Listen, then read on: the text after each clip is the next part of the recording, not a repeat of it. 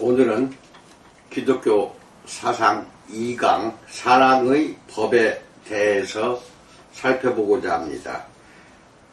시편 19편 7절은 여호와의 율법은 완전하여 영혼을 소성시키며 여호와의 증거는 확실하여 우둔한 자를 지혜롭게 하며 라고 말하고 있습니다.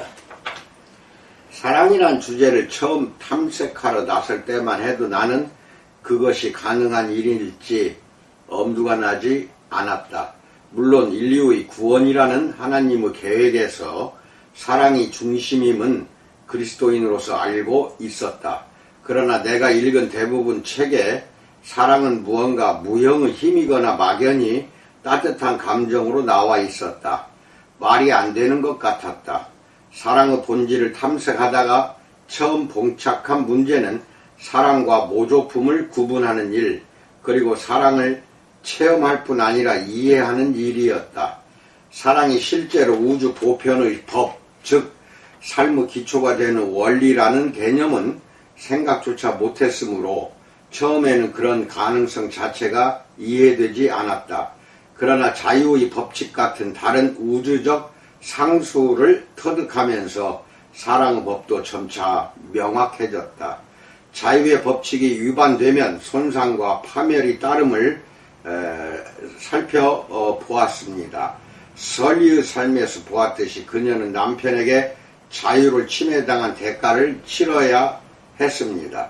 자유의 법칙이 위반되면 매번 사랑도 침해됨을 우리는 직관적으로 압니다. 그러나 알아야 할 사실이 또 있습니다. 거꾸로 사랑의 법이 위반된다 해서 매번 자유가 침해되는 것은 아니라는 사실입니다. 미국의 상담에서 나온 이야기입니다.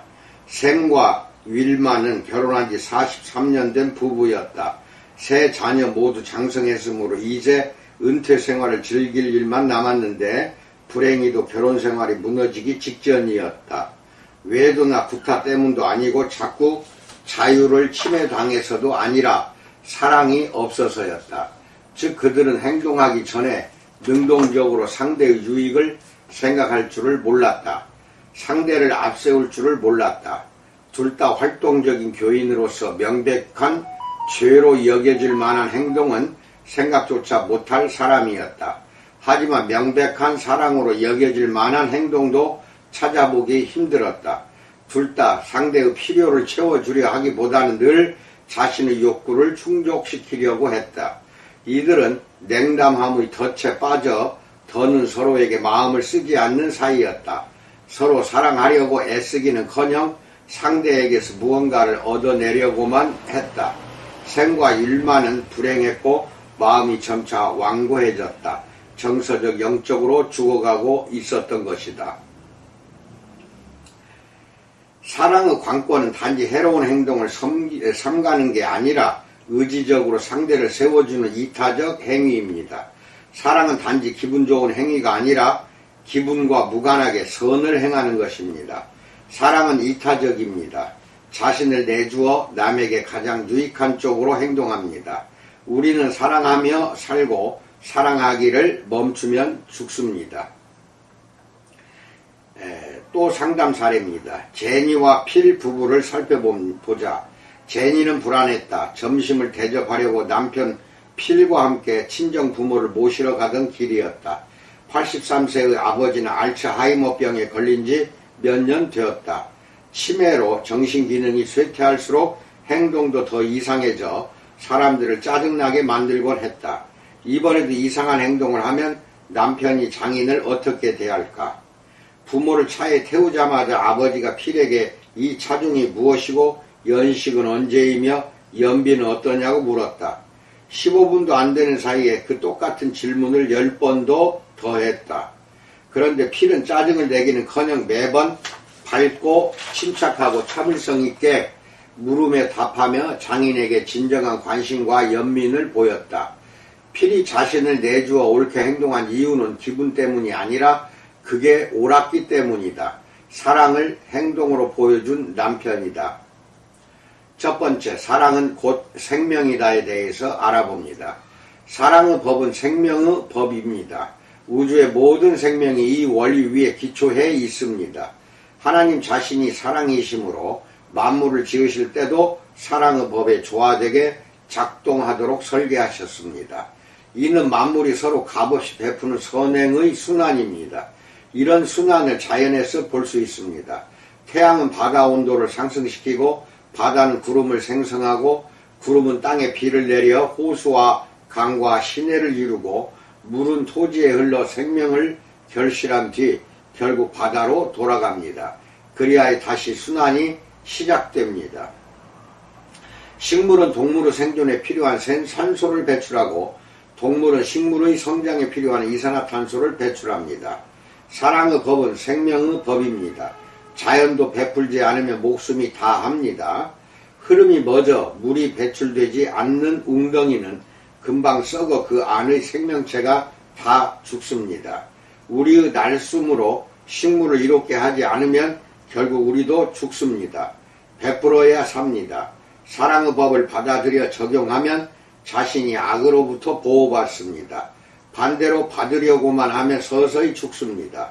베풀기를 멈추는 사람은 복의 물줄기로부터 끊어져 끝내는 죽음을 면할 수 없습니다. 꽃은 벌에게 꽃가루를 주고 벌은 꽃을 수정시켜 씨가 많아지게 합니다.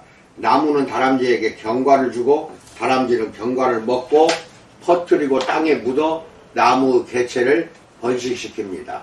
사랑의 법은 베품의 법이고 생명의 법입니다.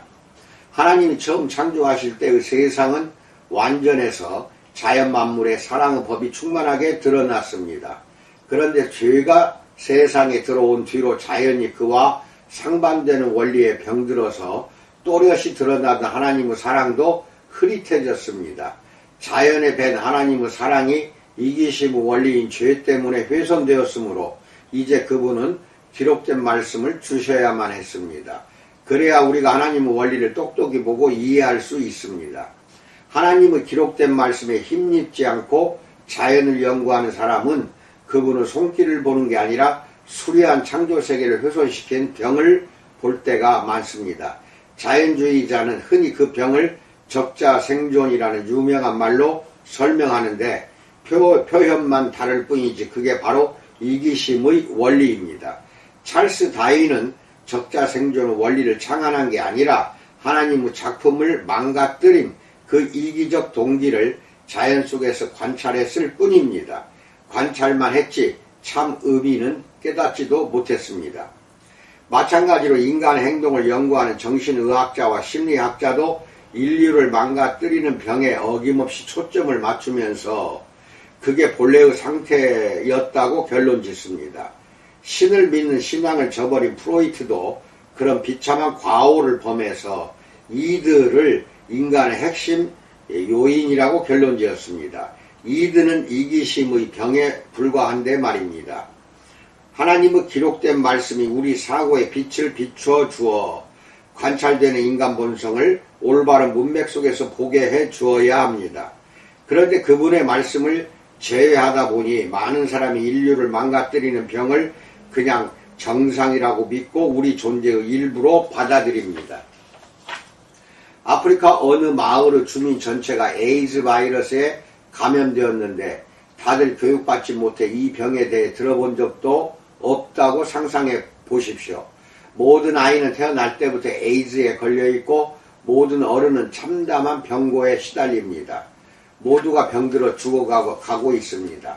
마을이 나머지 세상과 단절되어 있다 보니 세월이 흘러 새로 일어난 세대는 한때 에이즈 바이러스가 없던 시절이 있었음을 모릅니다. 그 가운데 자연주의자들이 출현해서 인간의 삶을 관찰합니다. 그들은 이 병이 본래부터 인간 조건의 일부였다고 잘못 결론짓지 않을까요? 주민 전체도 삶이란 원래 이런 거라고 믿게 되지 않을까요? 자연 만물이 병들어 있습니다. 바울이 로마서 8장 22절에 말했듯이 이 모든 피조물이 죄에 짓눌려 탄식하고 있습니다. 바이러스는 죄의 여파를 보여주는 은유로 완성맞춤입니다.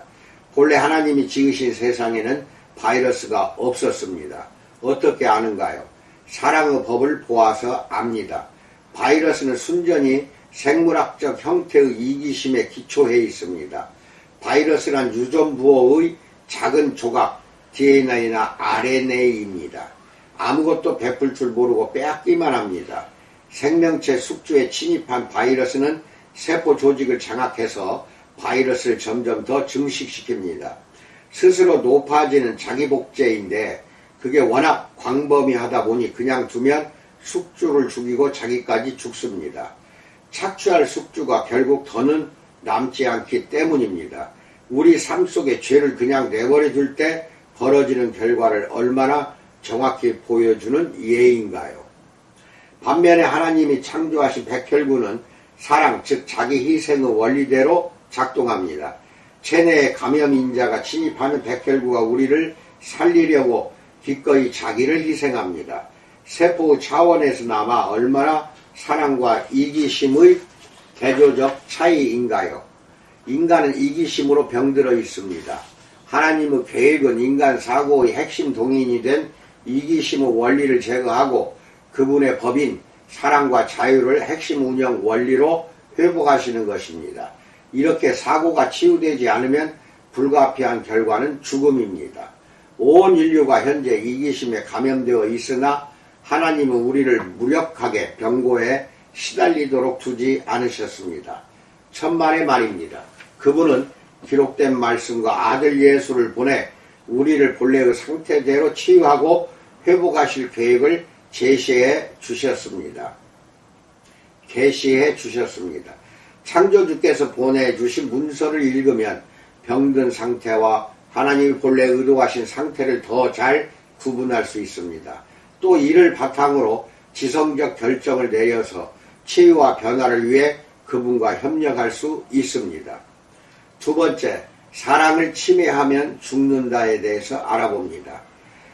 하나님이 왜 아담에게 그 나무 열매를 먹으면 죽는다고 경고하셨는지 궁금했던 적이 있습니까?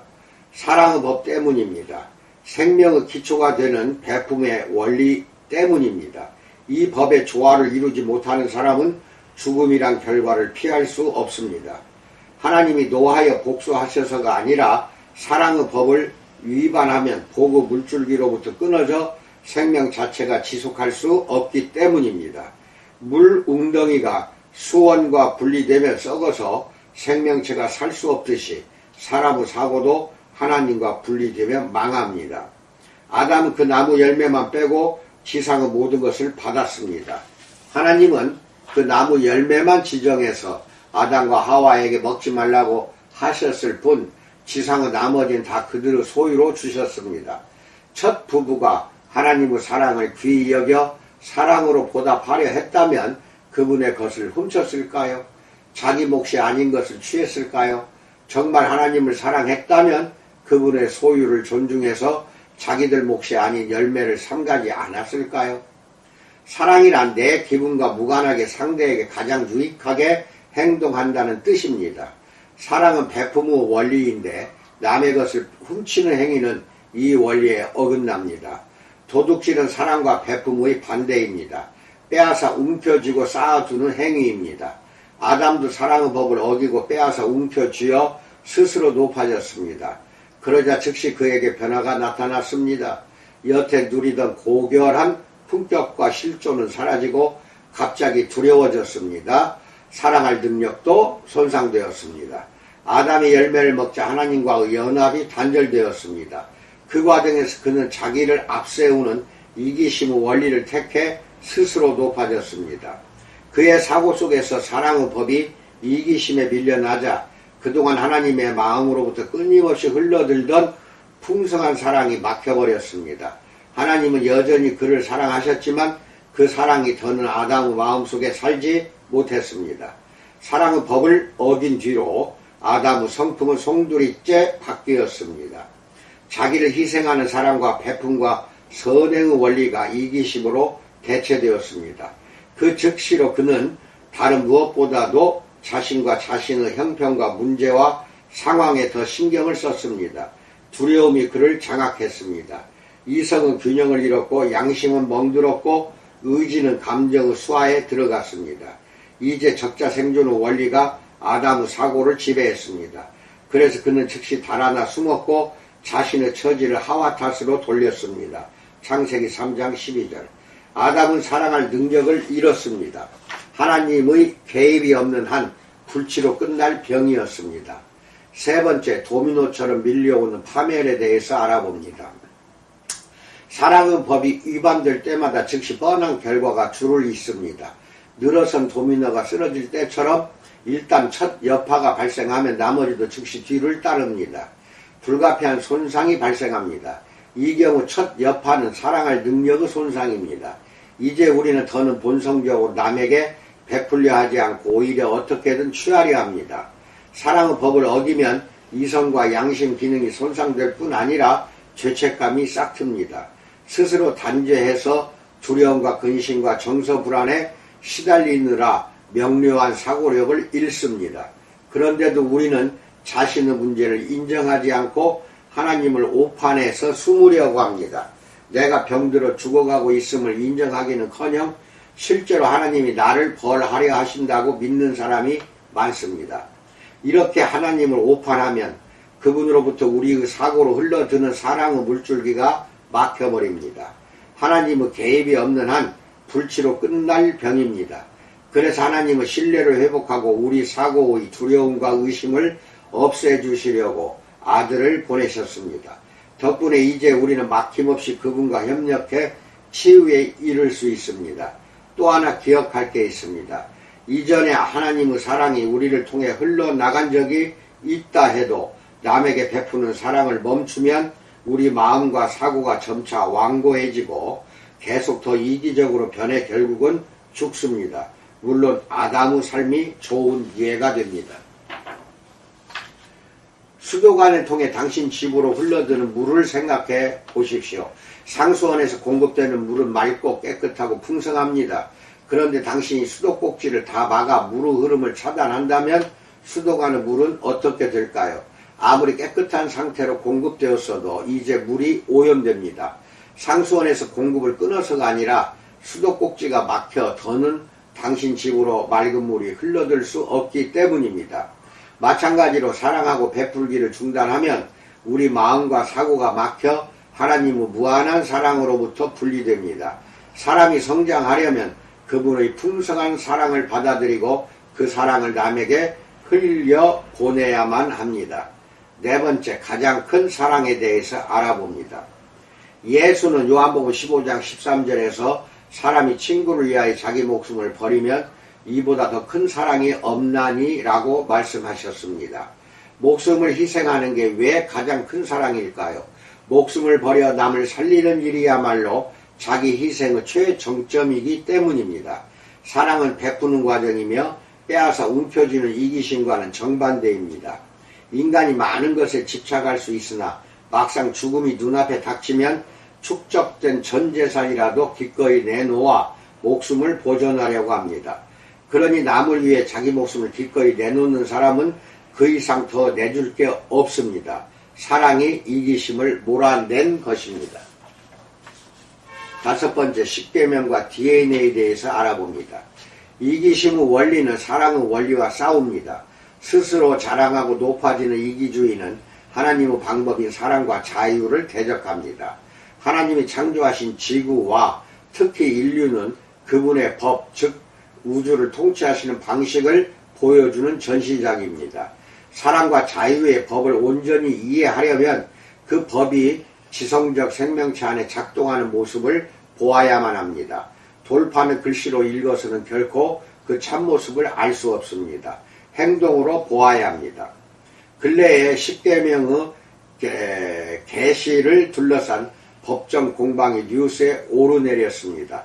그 과정에서 십계명이 하나님의 율법의 완결판이라는 말도 들려왔습니다. 하지만 그렇게 말하는 사람은 그분의 율법을 오해한 것입니다. 십계명은 하나님의 법인 사랑과 자유를 지구에 담은 사본에 불과합니다. 온전한 법을 희미하게 반사해 줄 뿐입니다.